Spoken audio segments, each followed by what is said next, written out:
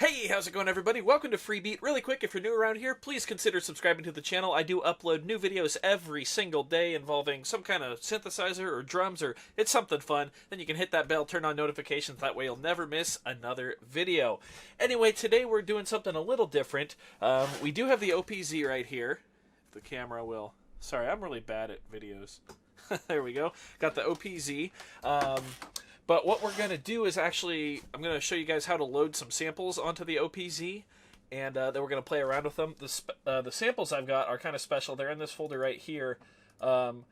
These are from a Neil Peart drum sample pack. And Neil Peart, of course, the drummer for Rush. If you've been watching my videos for a short amount of time or more, you'll know that Neil Peart is my favorite drummer and Rush is my favorite band.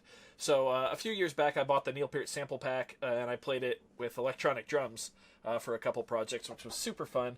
But I thought it would be fun to put those on here. So I've chopped them up into their own individual slices how I wanted, and then I took them to op1.fun. Which is a website where you can build OP1 and OPZ patches and drum kits, and I built them into custom AIF files, which is the type of file that the OPZ reads. I've got cymbal, then cymbal in caps, and cymbal real, so I'm guessing cymbal real is the one I want. But then I've got kicks, snares, and toms. So basically, you're going to take your OPZ. Come on, camera. Come on. Oh well. There we go.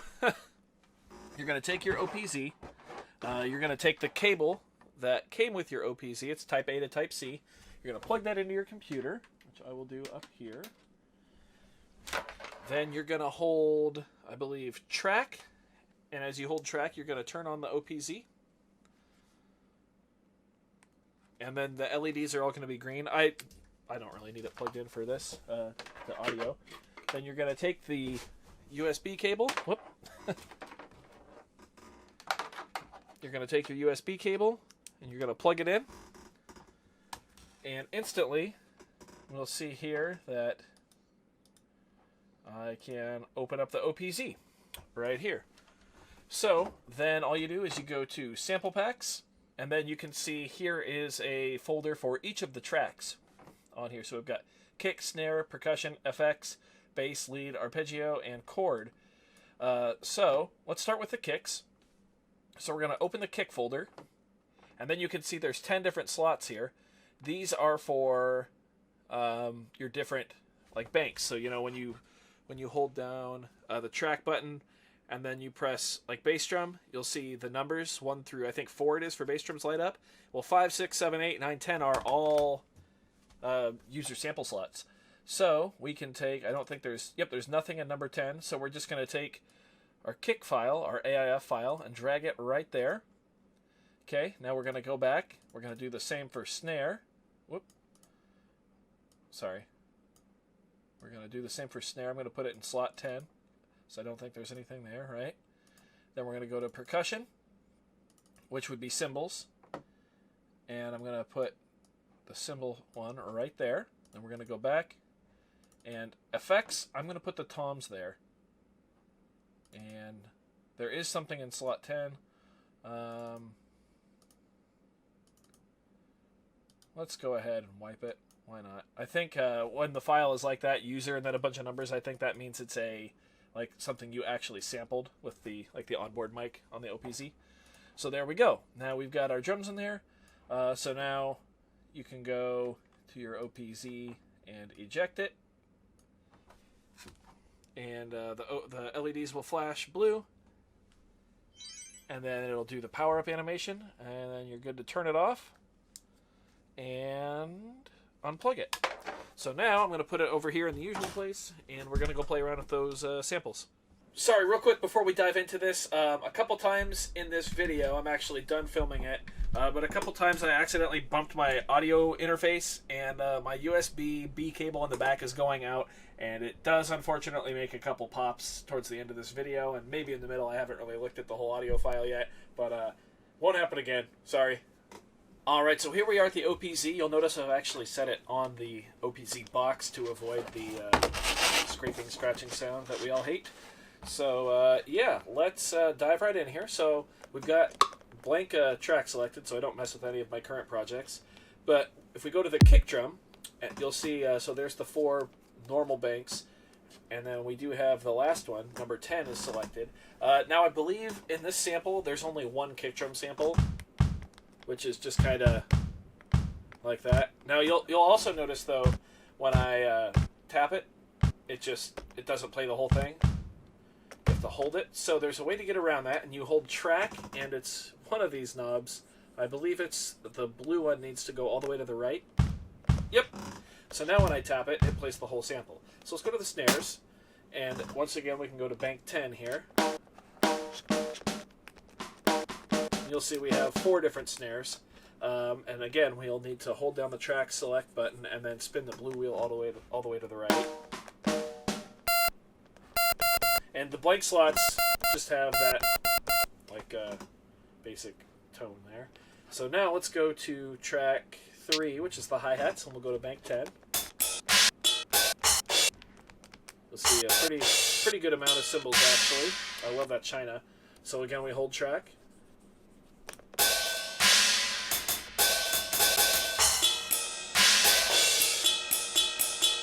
That iconic ride cymbal.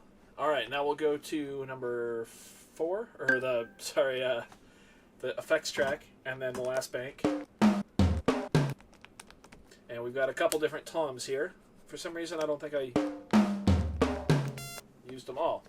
Anyway, so that's how you get the samples going. So let's make something now with those samples. So let's go to the kick, and let's do like a classic Neil Peart pattern. So like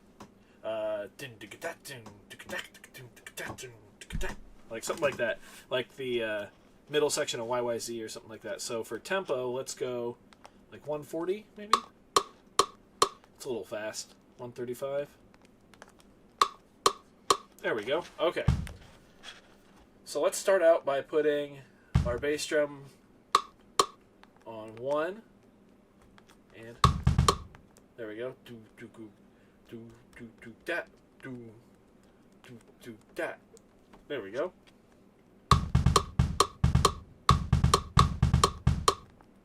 And now let's go to our cymbals.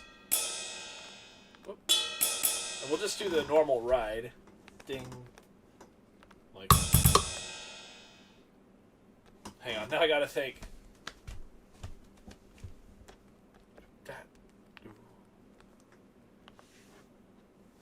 Hang on. This might be easier if we do the snare next, just so I can hear it. Let's do that. Let's do the snare. And I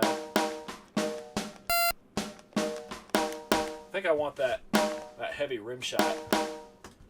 No, we'll do the normal one actually. Do one, do that. Oh, it's just right there, isn't it? Yeah. So now let's go to the rides again. I'll probably want to bring the volume on this down immediately, I can already tell. That was extreme.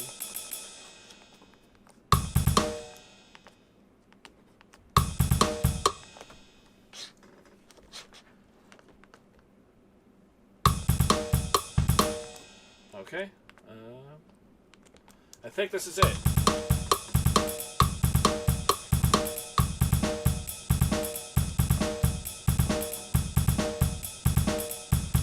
So you can tell it's still pretty robotic, but it does sound fairly cool, especially for just being on this tiny little TV remote. I don't like the second bass drum in there. In this case, on that double hit. Maybe I do.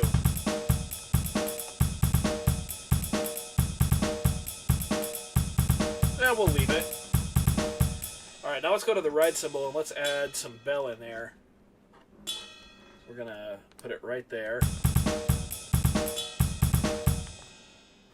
And right there. And right there.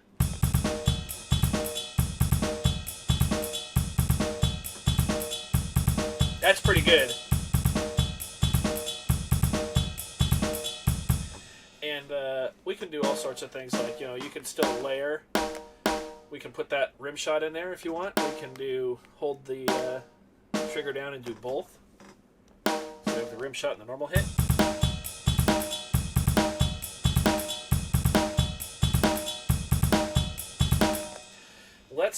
Let's do some fills with the toms, and we'll use some step components to make those work there. Got that classic Neil Peart Roto Tom. In this case, these are this is his Snakes and Arrows kit, I believe. So this would be the like an 8-inch DW shell, and that's, I think, the 10. A lot of people don't like that sound, but I love it. So let's put those just on the 16th, the 2/16ths at the end of the measure there, and let's step component those, and we'll say it's only ever going to happen on the 4th time, every 4th time. So let's listen.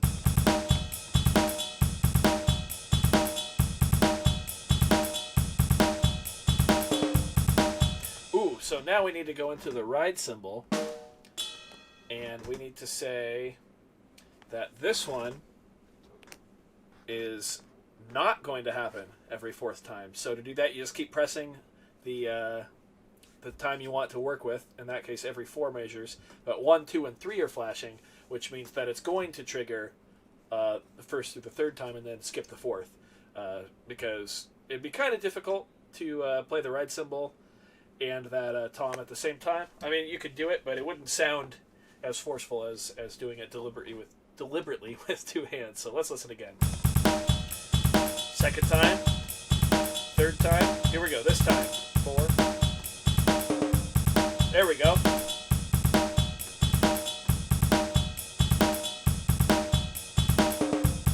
So now what we can do is we can keep the ride cymbal there, but we can go back to the tom patch, and we can select, we can hold shift, select our step component, or our steps, and then our component, and we can readjust it to 8.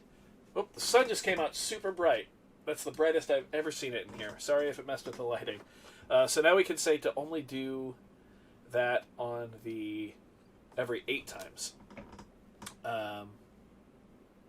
Actually, you know what? There's probably an easier way to do this.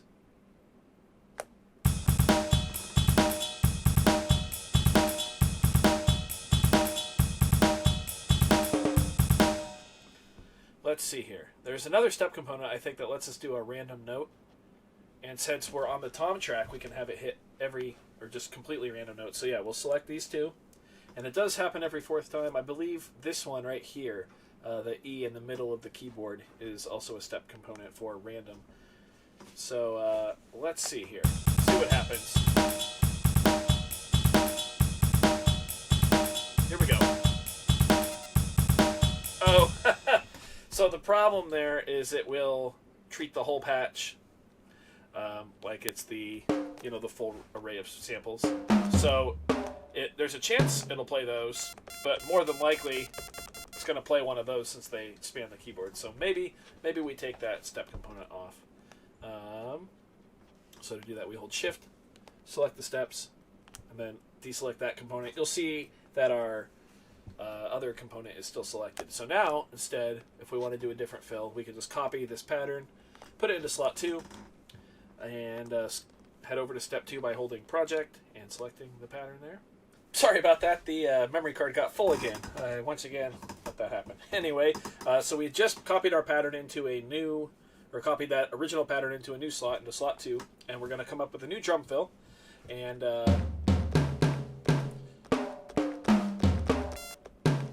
let's use that tom right there, and let's come up with a new pattern. So let's go do. Hang on. We'll go do that do. That'll work better. Yeah.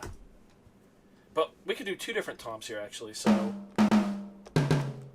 yeah, we'll do that. We'll go do that do. So we'll go. There we go. So something seems a little off with that sample, which is probably my fault when I imported them. But anyway, let's take the the ride cymbal out right there, but only every fourth time. So on this one, we're going to do the same thing as that other step. All right, let's go to those toms now, and now we're going to do the same thing here. These are only going to play on the fourth time. Let's see how it sounds. So I don't like this tom here. The sample's kind of chopped weird. Now we could go into, press stop and record and go into sample edit mode, but I don't really want to mess with these right now. So I think we're just going to pick a different song, or a different sound, different song. So let's go.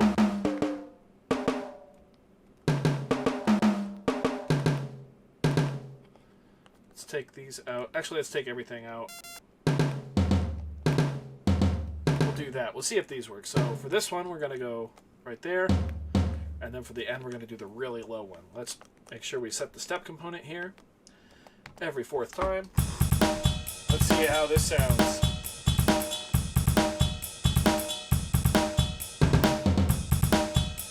It sounds pretty good. Another thing you can do is, since these are now built into the, in the OPZ, is all of the effects work the same. So we can put some reverb on the drums. We can put some reverb on the snare. So we've got some reverb on toms and snare right now. Let's do the kick. Let's see how this sounds.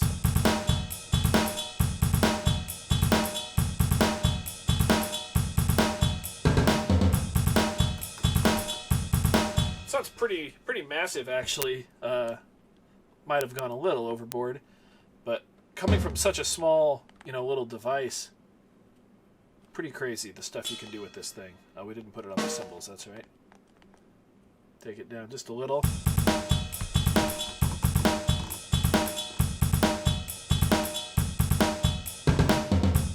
Pretty cool. And then you can do things like, of course, jump to the master track, and the filter still works,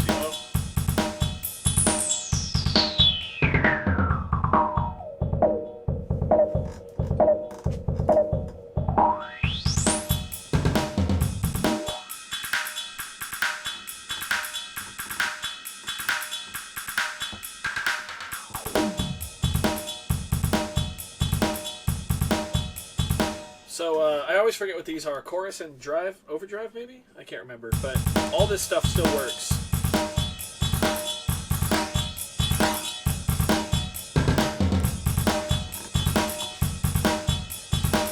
So you can really do whatever you want with this thing. People complain that the synth engines, aren't really robust, and they definitely are not. This pales in comparison to the OP1, obviously, or even a dedicated synthesizer, or even something that is meant to do it all, like the Alesis Micron I showed off. But with the powerful, sampler in here and the ability to load your own sounds, this thing can really, there's just, in my opinion, there's no excuse for not being able to get creative on this thing. It's just, the stuff you can do is amazing.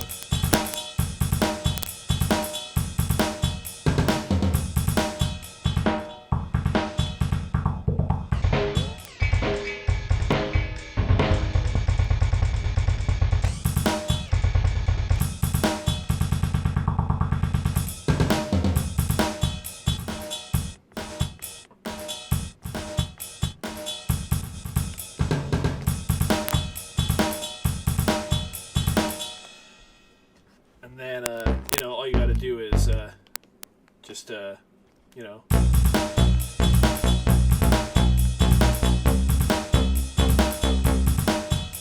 you're playing YYZ just like that. Yeah, I think the next video is going to be using these samples to build a full track. Or maybe not the direct next video, but in the very near future we're going to do that. So I hope you guys enjoyed this one. I hope this gives you a little more insight into how you can load your own files in there and really play around with them. I just scratched the surface of what you can do. Of course, there's all kinds of stuff. You can also sample directly via the onboard mic. The latest update lets you sample with the line in or USB. This thing is really turning into a Swiss Army knife, and it's quite amazing. So thanks for watching. Hope you guys dug this. If you did, go ahead and leave a like on the video. If not, you can click dislike. That's okay if you don't like Geddy Lee's voice. It's not for everybody, I understand. Either way, be sure to hit the subscribe button so you don't miss another video. Speaking of another video, we'll see you on the next one. Bye.